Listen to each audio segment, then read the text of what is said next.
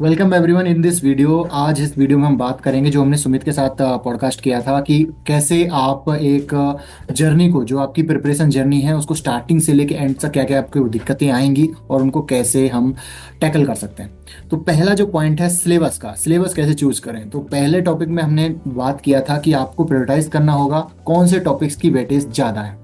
आप अभी आजकल मार्केट में बुक्स होती हैं या ऑनलाइन भी मिल जाएगा। आप एग्जाम जब देखेंगे कि कौन सा टॉपिक बार बार रिपीट हो रहा है और कौन सा टॉपिक सबसे ज़्यादा आ रहा है, तो सबसे पहले आपको टॉपिक सिलेक्ट करने हैं। तो ये आप कहोगे सबसे पहले syllabus, selecting of syllabus. Second level जो आता है वो होता है शेड्यूल मेकिंग।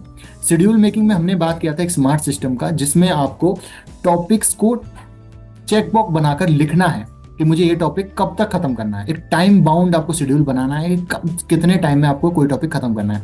और यहाँ पर एक बड़ा आपको टॉपिक नहीं लेना है। जैसे आप ये नहीं कहेंगे कि मैं हिस्ट्री एक महीने में कंप्लीट कर दूंगा, ऐसा नहीं कहना है आपको। एक स्मॉल स्मॉल टॉपिक लेना है, जैसे कि रिवर सिस्टम मुझे इतने टाइम में कंप्लीट करना है, मुझे मॉडर्न हिस्ट्री कंप्लीट करनी है। तो ऐसे करके आपने लिखा कि मॉडर्न हिस्ट्री मुझे एक महीने में कंप्लीट करनी है या 15 दिन में कंप्लीट करनी है। उसके बाद एक चेक बॉक्स बना देना है, उसको टिक करना है। तो टिक टिक ऐसे आप करते जाएंगे तो आपको एक अचीवमेंट फीलिंग होगी और आपका जो है टॉपिक्स भी कवर होते चले जाएंगे। जब हम वेग एक शेड्यूल रखते हैं या फिर वेग टारगेट रखते हैं, बहुत बड़ा टारगेट रखते हैं, तो वो कंप्लीट नहीं हो पाता और हम डीमोटिवेटेड फील करते हैं जब वो कंप्लीट नहीं हो पाता। तो आप छोटे छोटे टॉपिक रखिए और उनको अचीवेबल गोल्स रखिए और उनको अचीव करके टिक करते रहिए। तो आपको वो माइंड में एक फीलिंग देता है कि you are getting towards your goal, आप आगे बढ़ रहे हैं गोल्स की तरफ। ठीक है। थर्ड होता है कि रिसोर्स कैसे सिलेक्ट करें। रिसोर्स का देखो मेन है, और सबसे मैं लास्ट में यही कहूँगा कि choose wisely and master it. एक बुक, दो बुक आप ले रहे हैं किसी भी सब्जेक्ट का, इतनी बुक लेनी है आपको, इससे ज़्यादा नहीं जाना है और उसी को मास्टर कर लेना है। आप it's just like a weapon. तो जो आप एक वॉर में जा रहे हैं तो आपका वेपन है, उस पर भरोसा रखना है, तभी आप जीत पाएंगे। Just like a war. तो आप तैयारी कर रहे हैं, जिस भी बुक को आप सिलेक्ट कर रहे हैं, जिस टीचर को आप सिलेक्ट कर रहे हैं, उस पर भरोसा रखना है। वही आपको ये वॉर जितवाएगा, वही आपको ये जो गोल है वो अचीव कर पाएगा, करवाए। हो सकता है कि आप चेंज कर लें, बाद में आपको अच्छा टीचर मिल जाए, अच्छी बुक मिल जाए, तो 2-3 बार ये ठीक है। 1-2 बार ही मैं कहूँगा, 1-2 बार आप चेंज कर रहे हैं, ड्यू टू एक्सपीरियंस आपको आता है कि कौन सा टीचर ज़्यादा अच्छा है, तो वो ठीक है। उससे ज़्यादा नहीं करना है। जो भी आपको ठीक मिलता है उस पर सिलेक्ट हो, उसी पे अटैच हो जाइए और उसी को कंप्लीट करिए, उससे ही सारा सिलेबस कंप्लीट करिए। You will achieve your goal. Second है, जब हम आप पढ़ाई कर लेते हैं तो हमें वो चीज़ें ध्यान नहीं रहती हैं, तो उसके लिए हमने डिस्कस किया था active recall system. Active recall system में आप क्या करेंगे कि आपने कुछ पढ़ाई किया, उसके बाद आपको किताब बंद कर देनी है और उसके बाद याद करना है कि मैंने क्या टॉपिक पढ़ा था, उस पर क्या उसके पॉइंट्स थे, तो वो आपको याद करने हैं, रिमाइंड आने चाहिए आपको। और मैंने जो हमेशा से फॉलो किया, मैं आपको बताऊंगा कि जब भी जो पॉइंट आपको याद नहीं आ रहा है उस पर एक मार्क लगा दीजिए, ये मुझे पहले रिकॉल में याद नहीं आया था। फिर जैसे ही आप एक तो सेकेंडरी रिवाइज करेंगे, तब भी याद कीजिए कि कौन से टॉपिक्स आपको याद नहीं आ रहे हैं, तो उन पे जाके फिर से मार्क करिए।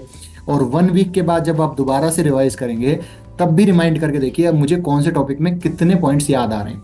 अगर आपको मान लो उसमें 5 पॉइंट थे, 3 पॉइंट याद आ रहे हैं, 2 पॉइंट याद नहीं आ रहे हैं, तो आपको क्या करना है, उन 2 पॉइंट्स पे जाके टिक लगाना है और उनको एक बार रिवाइज भी कर लेना है। तो नेक्स्ट टाइम जब भी आप पेपर के टाइम पे याद करेंगे, तो आपको वो टिक वाले पॉइंट खासकर याद करने की, इनको आप बार बार भूल जा रहे हैं।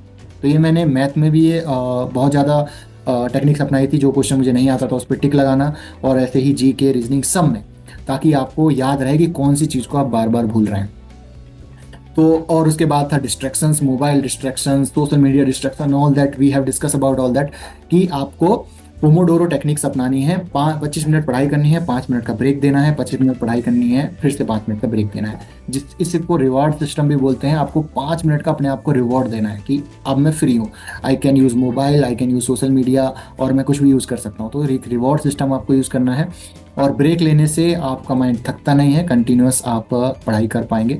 और एक बड़ा ब्रेक भी ले सकते हैं जब 2 घंटे या 3 घंटे की कंटिन्यूस पढ़ाई हो जाती है, उसके बाद एक हाफ एन आवर या 45 मिनट्स का एक बढ़िया नैप माना जाता है। ये 45 मिनट्स का आप नैप लेंगे तो आप एनर्जेटिक रहते हैं। तो आफ्टरनून में कभी भी 45 मिनट्स का ब्रेक भी ले सकते हैं, जिससे आप छोटी नैप ले सकते हैं, बाकी आप कंटिन्यू पढ़ाई कर सकते हैं।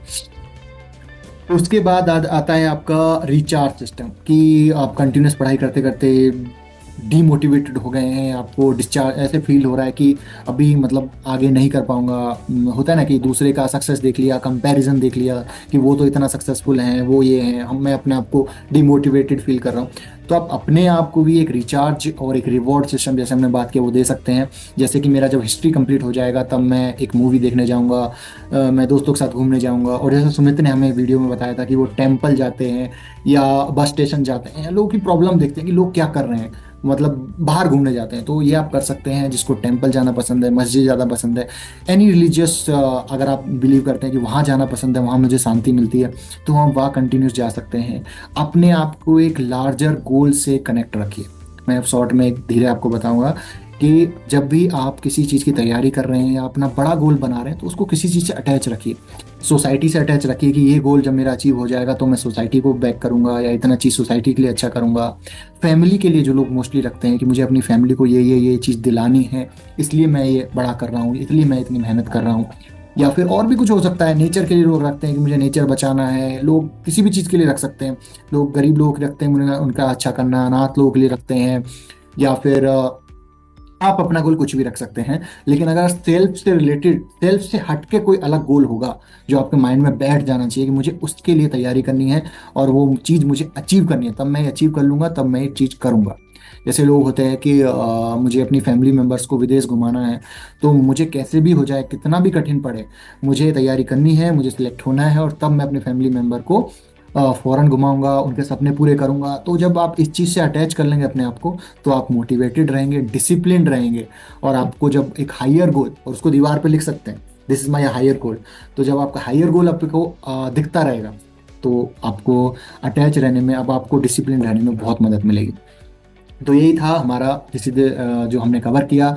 तो लास्ट में यही है, दिस इज द मैराथन, जो आपको कंटिन्यूस धीरे धीरे स्टेप बाय स्टेप इसके आगे जाना है और आपको कवर करना है। बाकी ये सीरीज में मैं लोगों की प्रॉब्लम्स, ऐसे छोटे मोटे जो भी प्रॉब्लम्स होंगे आपके, उनको उनको हम सॉल्व करने की कोशिश करेंगे। मैं प्रैक्टिकल टिप्स आपके लिए जो अपनी लाइफ से रिलेटेड है, या मेरे जो फ्रेंड्स हैं जो भी अभी जूम कॉल पे आएंगे, उनसे लाइफ से जो उन्होंने लेसन सीखा है, जो एक्सपीरियंस उन्होंने लिया है, उसके बारे में, उसके थ्रू हम इस प्रॉब्लम को सॉल्व करेंगे।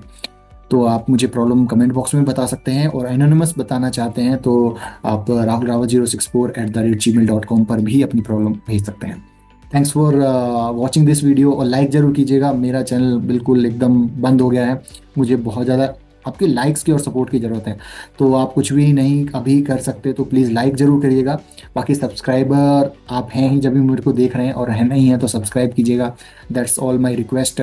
और मैं कोशिश कर रहा हूँ रीगेन करने की अपने आप को भी, क्योंकि मेरा मोटो यही है कि मैं अपनी लाइफ का कुछ मोटिव निकाल सकूँ, कुछ मीनिंग निकाल सकूँ, और मैं हेल्प करने की सोचता हूँ। That's my motto.